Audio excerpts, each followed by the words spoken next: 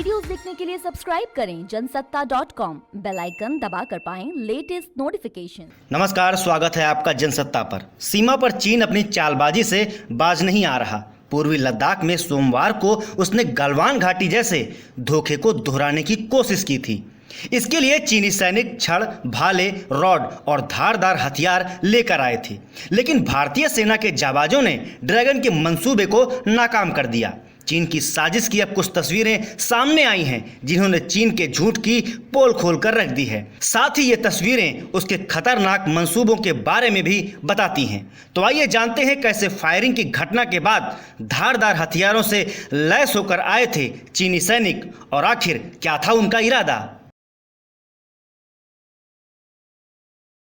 बताया जा रहा है कि जांगला के पास मुखपारी चोटी पर धारदार हथियारों से लैस 40 से 50 की संख्या में चीन के सैनिकों ने भारतीय इलाके में चोटी पर कब्जा करने की कोशिश की थी, लेकिन भारतीय जवानों ने उन्हें खदेड़ दिया। लेकिन इस मुद्दे पर चीन ने झूठी कहानी गढ़ते हुए कहा था कि उसके सैनिक बातचीत के लिए गए थे और भारत की तरफ से उकसावे की कार्रवाई हुई। लेकिन तस्वीरों में जो दिखाई दे रहा है उसके मुताबिक चीन के सैनिक हथियारों से लैस होकर रेजांगला के पास उन चोटियों पर आने की कोशिश कर रहे हैं जिन पर भारतीय सैनिक तैनात हैं। चीन के सैनिकों ने सोमवार शाम में एक लोहे की बाड़ को भी क्षतिग्रस्त कर दिया था, जिसे भारतीय सैनिकों ने क्षेत्र में लगाया था।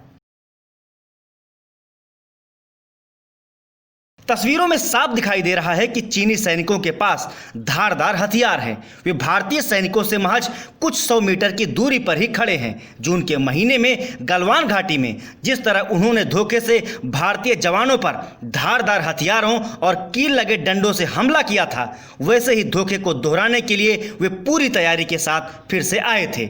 तस्वीरों में चीनी सैनिकों के पास जो हथियार दिखाई दे रहे हैं उन्हें गुआनडाओ कहा जाता है। उनका इस्तेमाल चीनी मार्शल आर्ट में किया जाता है।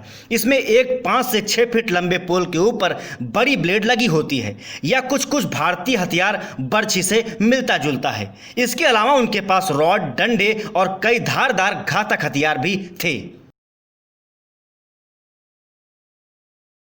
जानकारों के मुताबिक चीनी सैनिक रणनीतिक तौर पर अहम भारतीय चोटियों पर कब्जे की फिराक में थे।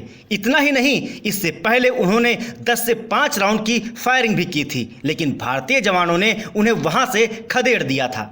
गौरतलब है कि 45 साल बाद एलएसी पर गोली चली थी। इससे पहले एलएसी पर गोली चलने की घटना 1975 में हुई थी।